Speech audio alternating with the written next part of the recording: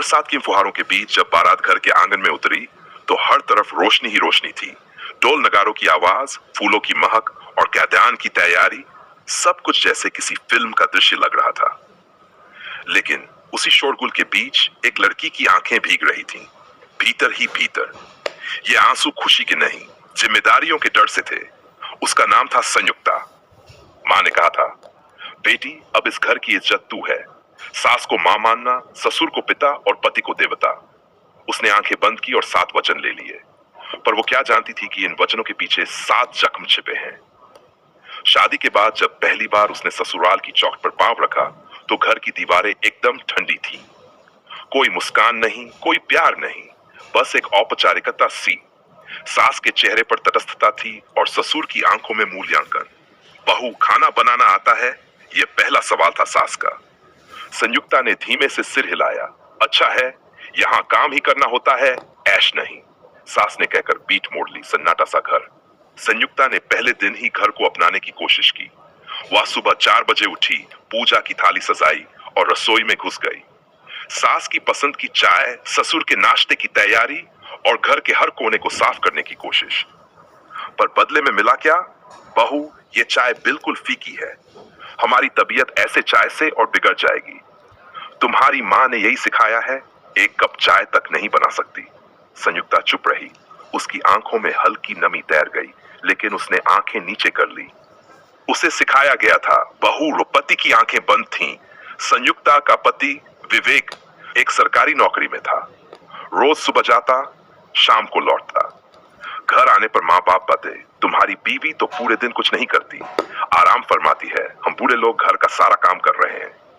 विवेक झुंझला जाता और संयुक्ता से कहता, थोड़ा हाथ बंटा लिया करो यार, माँ बाप बुजुर्ग हैं, हर बात पर शिकायत आती है। संयुक्ता कुछ कहती नहीं। वह जानती थी कि माँ बाप और बेटे के बीच दीवार नहीं बनना है।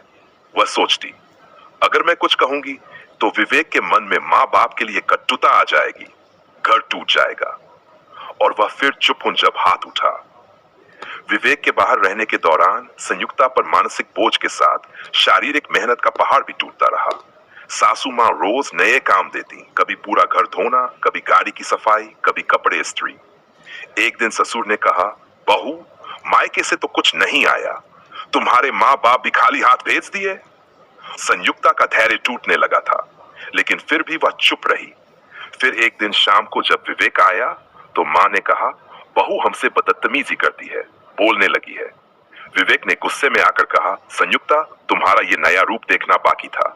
और पहली बार उसका हाथ उठा। संयुक्ता को ऐसा लगा जैसे उसकी आत्मा पर किसी ने पत्थर मार दिया हो।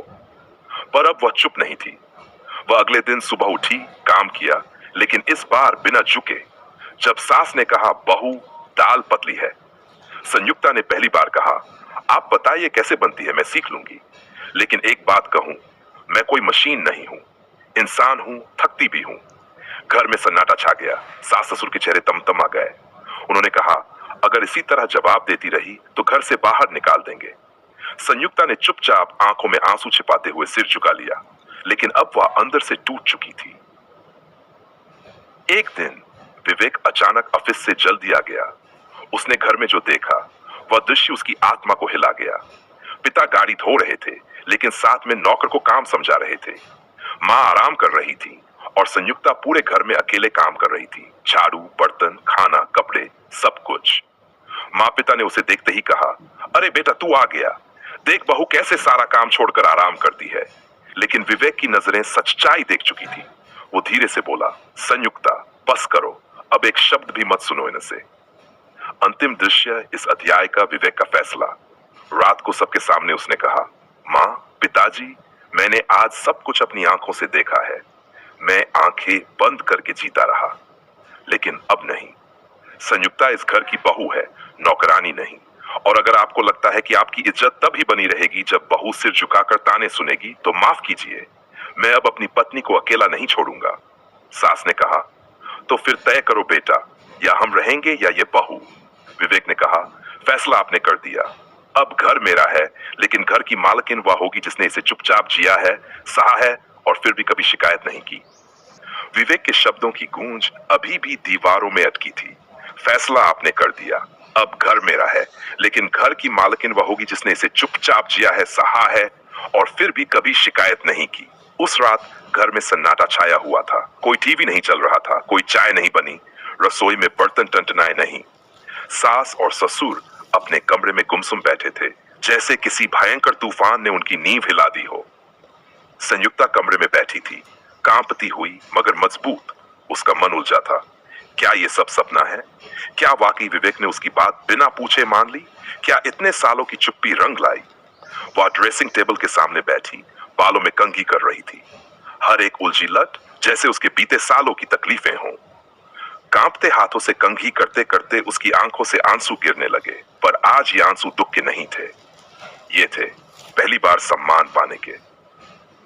अगली सुबह सूरज की रोशनी जैसे घर के हर कोने में नया उजाला ले आई थी। संयुक्ता सुबह उठी, पूजा की, पर इस बार कोई डर नहीं था उसके चेहरे पर। विवेक ने खुद ही उसके लिए चाय बनाई और कहा, संयुक्ता, अब से तुम्हें किसी के लिए खुद को साबित करने की जरूरत नहीं। तुम जो हो वो सबसे ज्यादा कीमती है। संयुक्ता कुछ नहीं बोली, वो सिर्फ देख रही थी विवेक के चेहरे को, जो आज पहली बार सच में उसका लगा। पर यह बात माँ बाप को हजम नहीं हुई। सास शकुंतला देवी और ससुर धर्मपाल सिंह कमरे में बैठे चिंतित थे। धर्मपाल बोले, देखा शकुंतला, बहू ने बेटा छीन लिया। वो अब उसकी बातें मानता है, हमारी नहीं। शकुंतला की आंखों में गुस्सा था। मैंने तो तभी कहा था, ये लड़की मायके से ज्यादा तेज है, चुपचाप रहती है मगर अंदर से आग है। अब बेटे को अपने वश में कर लिया है। उसी दिन शाम को शकुंतला ने पड़ोसन कुसुम चाची को बुलाया और जहर उगलना शुरू किया। अरे बहन, आजकल बहू रानी की ठाठ है। बेटा भी उसी के सुर में बोलने लगा है। अब हम तो जैसे घर के नौकर बन गए। कुसुम चाची ने चुटकी ली। अरे बहन, आजकल की लड़कियां नासमझ नहीं रही। मुंह बंद और दिमाग तेज होता है इनका। परिवार में धीरे धीरे राजनीति शुरू हो गई। शकुंतला देवी ने विवेक के मामा को फोन किया, जो परिवार में खास स्थान रखते थे। भाई साहब, जरा घर आ जाइए। बहू का रवैया अब सहने लायक नहीं रहा। मामा जी आए। रात का खाना साथ में बैठकर खाया गया। लेकिन जैसे ही विवेक ऑफिस गया, उन्होंने संयुक्ता को बुलाया और कहा, बेटी, थोड़ा झुक जाना चाहिए। जिस घर में बहू चुप रहती है, वही घर शांत रहता है। संयुक्ता ने पहली बार आंखों में आंखें डालकर कहा, मामा जी, मैंने झुकते झुकते खुद को मिटा डाला। अब मैं नहीं झुकूंगी, अब मैं खुद को जीऊंगी। मामा जी स्तब्ध रह गए। इतनी दृढ़ता, इतनी सीधी बात उन्होंने कभी नहीं देखी थी इस बहू में। नई शुरुआत का पहला कदम, जॉब। एक दिन विवेक ने संयुक्ता से कहा, तुम चाहो तो नौकरी कर सकती हो, मैं पूरा साथ दूंगा। संयुक्ता चौंकी। उसे कभी ख्वाब भी नहीं आया था कि विवेक खुद कहेगा ऐसा कुछ। विवेक ने आगे कहा, तुमने घर को बहुत दिया, अब खुद को भी कुछ दो। संयुक्ता ने सिर हिलाया। अगले हफ्ते उसने एक स्कूल में इंटरव्यू दिया, टीचर बनने का। इंटरव्यू में उसने जब कहा, मैंने जीवन से सहनशीलता सीखी है और बच्चों को संस्कार देना चाहती हूँ, तो प्रिंसिपल ने उसी वक्त जॉब ऑफर कर दिया। जब सास को पता चला कि बहू नौकरी पर जा रही है, तो उनका खून खौल उठा। घर की बहू अब बाहर जाएगी और हमें छोड़ देगी? क्या अब हम झाड़ू पोछा करेंगे? पर इस बार विवेक ने फिर सामने खड़े होकर कहा, आपने जब बहू से सारी जिंदगी काम करवाया, तब तो कुछ नहीं बोला।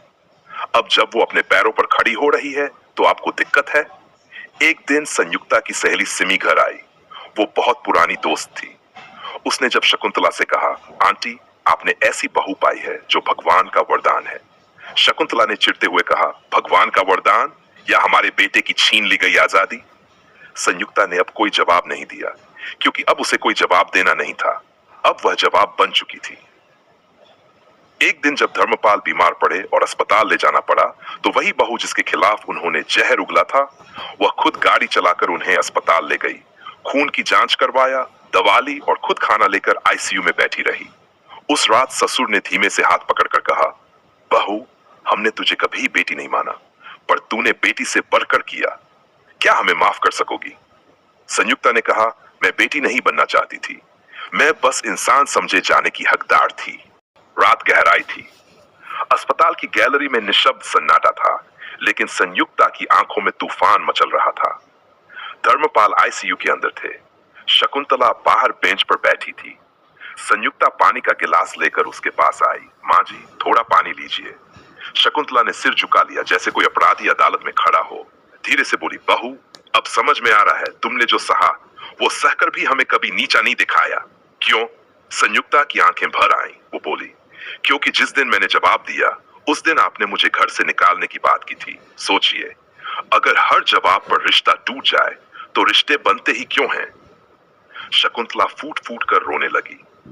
सारी उम्र जो गलतफहमियों, अहंकार और संस्कारों के नाम पर खड़ी दीवार थी, उसका पहला पत्थर आज टूट चुका था।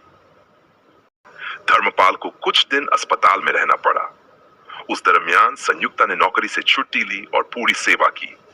विवेक हर शाम अस्पताल आता और पापा को देखते हुए सोचता, ये वही पिता है जो मेरी बीवी को दिन में 10 बार ताना मारते थे, और ये वही औरत है जो आज इन्हें अपनी गोद में सिर रखकर दवा पिला रही है। वो रात जब धर्मपाल की तबीयत बिगड़ी, डॉक्टर ने कहा, इनकी स्थिति नाजुक है। संयुक्ता आईसीयू के बाहर बैठकर हाथ जोड़कर प्रार्थना कर रही थी, हे भगवान, इन्हें ठीक कर दो ताकि इन्हें समझ आए बहू सिर्फ घर की नौकरानी नहीं होती। धर्मपाल बच गए। घर लौटे तो सबसे पहले उनका ध्यान गया उस महिला पर जो हर सुबह गीला कपड़ा लेकर उनकी कुर्सी पहुंचती, जो बिना कुछ कहे पिलाती दवा, जो हर हफ्ते अस्पताल ले जाती, जो कभी उनकी नजरों से गिर गई थी पर आज उनके सिर का ताज बन चुकी थी। एक दिन शाम को उन्होंने विवेक से कहा, बेटा, बहू को एक सोने की चेन दिला देना, ये उसका हक है। विवेक मुस्कुराया, पापा, उसका असली तोहफा तो आपके ये शब्द हैं। रात को जब सब सो गए, धर्मपाल ने संयुक्ता को आवाज दी, बहू जरा पास आओ। संयुक्ता चौंकी क्योंकि कभी उन्होंने खुद बुलाया नहीं था। धर्मपाल ने कांपते हुए एक पुराना एल्बम उसके हाथ में दिया। ये विवेक के बचपन की तस्वीरें हैं, इसे संभाल कर रखना। संयुक्ता की आंखें भर आई। धर्मपाल धीरे से बोले, जब इसे पहली बार स्कूल भेजा था तो मैं भी ऐसा ही डर रहा था। जैसे अब तुम नौकरी पर जाती हो तो शायद तुम्हें डर लगता होगा। मैंने उस समय से थाम कर रखा और तुमने खुद को संभाला। तुम मुझसे बेहतर मां हो और बेटियों जैसी बहू। घर में सास ससुर का परिवर्तन। अब शकुंतला खुद कहती, बहू तू स्कूल चली जा, मैं खाना बना दूंगी। विवेक को यह सब एक चमत्कार जैसा लगा। संयुक्ता जो पहले सबसे आखिर में खाना खाती थी, अब सबके साथ बैठकर खाती। जहां पहले एक शब्द बोलने से माहौल बिगड़ता था, अब उसकी हंसी से घर के कोने चमक उठते। स्कूल में एक एक बच्चा बेहोश हो गया। संयुक्ता ने बिना किसी से पूछे उसे अपनी स्कूटी पर अस्पताल पहुंचाया, खुद के पैसे से दवा खरीदी और उसके माता पिता को फोन किया। वह घटना वायरल हो गई, किसी ने वीडियो बना लिया था। अगले दिन स्कूल में उसे सम्मानित किया गया। मीडिया आई तो सब टीवी पर देखकर दंग रह गए। संयुक्ता को साल की सबसे दयालु शिक्षिका का अवार्ड मिला। विवेक की आंखों में गर्व था और सास ससुर, उन्हें लगा जैसे उनके बेटे की नहीं, उनकी परवरिश को सम्मान मिला हो। संयुक्ता ने जब स्कूल का अवार्ड घर लाकर मंदिर के सामने रखा तो आंखें बंद करके बस एक बात कही, हे प्रभु, मुझे कभी घमंड न देना, लेकिन इतना आत्मबल देना कि अपनों की नफरत में भी खुद को खो न बैठूं। रात को सब कुछ सामान्य लग रहा था, पर अगली सुबह जब डाकिया आया तो एक चिट्ठी ने सबका चैन लूट लिया। मां की बिगड़ी तबीयत। संयुक्ता को मां के नाम से एक पुराना लिफाफा मिला। उसने खोला, अंदर हाथ से लिखा एक भावुक पत्र था। शब्द जैसे कांप रहे हों, बिटिया, तुझसे मिलने की बहुत इच्छा है। शरीर अब साथ नहीं देता, आंखें तुझे देखने को तरस रही हैं। एक बार आ जा, सिर्फ एक बार। शायद मेरी सांसें तेरा इंतजार नहीं कर पाए। संयुक्ता का कलेजा बैठ गया। उसने तुरंत सास से कहा, माँ जी, मुझे माँ से मिलने जाना है, वो बीमार है। शकुंतला कुछ कहना चाहती थी, लेकिन अब वो पहले जैसी नहीं थी। बस सिर हिलाकर बोली, जा बहू, माँ की दुआएं जिंदगी बदल देती हैं। मायके की यात्रा, यादों की राख में जलती चिंगारी। जब संयुक्ता अपने पुराने घर पहुंची, वो छोटा सा टूटा हुआ दरवाजा, आंगन में पड़ी खाट, दीवार पर मड़ी पुरानी तस्वीरें, हर कोना जैसे चीख चीख कर कह रहा था, तू चली गई लेकिन तेरी खुशबू यहीं रह गई। अंदर मां खाट पर थी, आंखें अध खोली। संयुक्ता उनके पास जाकर बैठी, उनका हाथ थामा। मां ने कंपाते होंठों से कहा, बिटिया तू आ गई, अब मन शांत है। संयुक्ता रोते हुए बोली, मां तुम्हें कुछ नहीं होगा, मैं ही हूं। मां बोली, नहीं बेटी, मुझे बस तुझसे माफी मांगनी थी। शादी के वक्त जब तू लौटना चाहती थी, मैंने कहा था, बेटी एक बार ससुराल चली जाए तो अर्थी ही निकले। बेटी, वो बात मां नहीं, समाज की मूर्खता बोल रही थी। संयुक्ता मां के सीने से लग गई। उस दिन माँ बेटी ने वो सब कहा जो सालों से अटका था। माँ ने आशीर्वाद दिया, तेरे ससुर जी को माफ कर देना, ये उम्र सिखा देती है बेटा जो जवानी में समझ नहीं आता। तीसरे दिन माँ की तबीयत और बिगड़ गई। संयुक्ता भागकर डॉक्टर लाने गई, लेकिन जब लौटी माँ की आंखें बंद हो चुकी थी। उनके हाथ में एक चुटकी राख थी, मंदिर की राख, जिसे वो हर रोज टीके में लगाती थी। संयुक्ता ने वो राख माथे पर लगाई और माँ के पांव छूकर फूट फूट कर रोई। अब कभी कुछ नहीं कहेंगी, पर उनके शब्द, उनकी आंखें, उनकी माफी अब उसकी आत्मा में बसी थी। जब वो वापस ससुराल आई तो शकुंतला दरवाजे पर खड़ी थी। संयुक्ता ने उनके पांव छुए तो शकुंतला ने खुद उसे सीने से लगा लिया। बहू, अब से तेरा हर दुख मेरा है। विवेक ने मां को देखा और पहली बार उसकी आंखें भर आई। संयुक्ता, अब तुम अकेली नहीं हो। तुम्हारे मायके का आंगन चाहे सूना हो, पर यहाँ तुम्हारे लिए पूरा घर है। लेकिन जिंदगी इतनी आसान नहीं होती।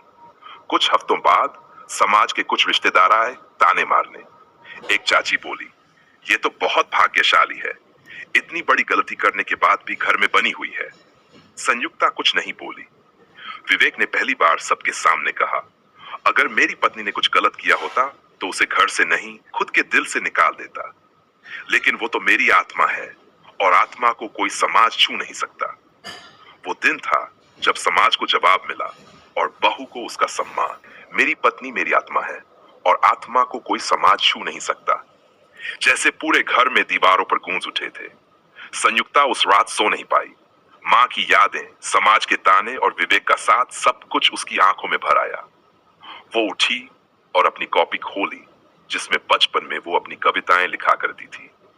क्या मैं अब सिर्फ बहू बनकर ही रहूंगी? उसने एक सवाल खुद से पूछा और जवाब आया, नहीं, मैं भी हूं। और अब उस मैं को फिर से जगाना है। स्कूल खोलने का निर्णय संयुक्ता ने एक सपना देखा था। बचपन में जब माँ तंगी के बावजूद उसे स्कूल भेजती थी तो एक दिन कहा था, एक दिन ऐसा स्कूल खोलना जहां किसी माँ की ममता गरीबी के आगे झुक न जाए। अब वो सपना राख से जम लेना चाहता था। संयुक्ता ने विवेक से कहा, मैं एक स्कूल खोलना चाहती हूँ, गांव की लड़कियों के लिए। विवेक चौंका, फिर मुस्कुराया, मैं तुम्हारे साथ हूं। लेकिन जैसे ही गालों को पता चला, विरोध शुरू हो गया।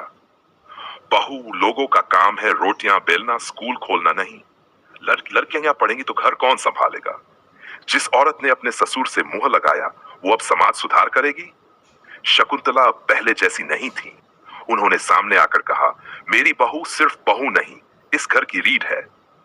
शब्द नहीं, उनका स्वर कांप रहा था, पर उसमें अब संकोच नहीं। संयुक्ता ने अपने टूटे फूटे मायके की जगह पर एक छोटा कमरा बनवाया। वहीं से उसने शुरू किया। पहली छात्रा थी बिन जो रोज माँ के साथ खेत जाती थी। संयुक्ता ने खुद बोर्ड बनाया, खुद ब्लैक बोर्ड पर पहली बार लिखा, शिक्षा सम्मान की पहली सीढ़ी। धीरे धीरे 5 लड़कियां आई, फिर 10 और फिर पूरा मोहल्ला। अब वो बहू नहीं रही, वो दीदी, मिस, शिक्षिका बन गई। विवेक को एक मल्टीनेशनल कंपनी से ऑफर आया था दिल्ली में।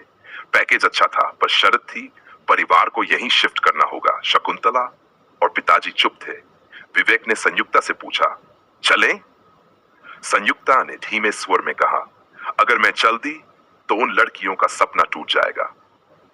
उसने विवेक का हाथ पकड़ा और कहा, तुम्हारा करियर अहम है, पर मेरा सपना भी किसी की जिंदगी बन सकता है।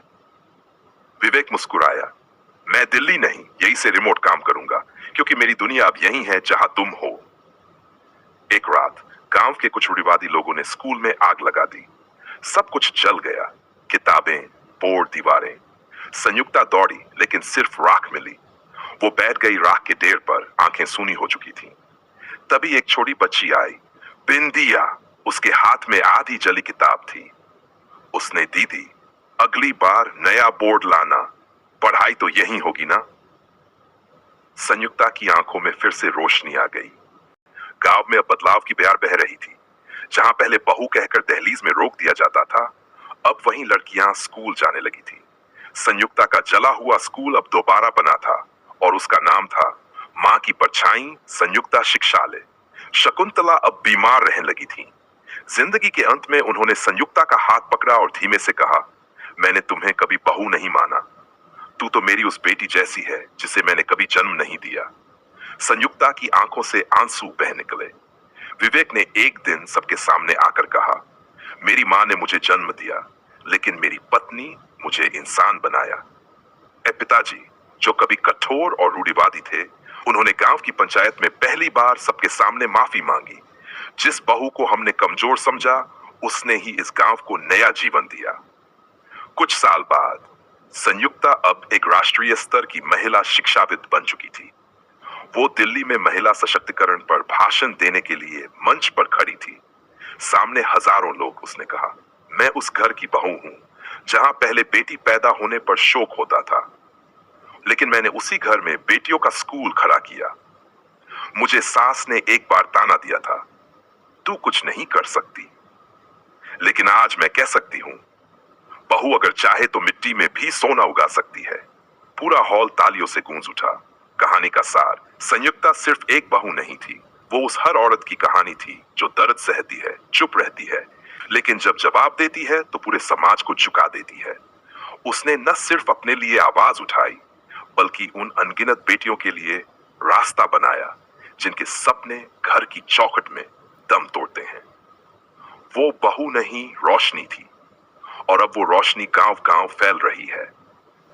अगर ये कहानी आपके दिल को छू गई हो तो इसे लाइक करें, अपने विचार कमेंट में जरूर बताएं, इस वीडियो को शेयर करें ताकि औरों तक भी ये भावनाएं पहुंचें, और हमारे चैनल को सब्सक्राइब करें ऐसे ही और कहानियों के लिए। आपका एक समर्थन हम और भी बेहतर कहानियां लाने की प्रेरणा देता है। धन्यवाद।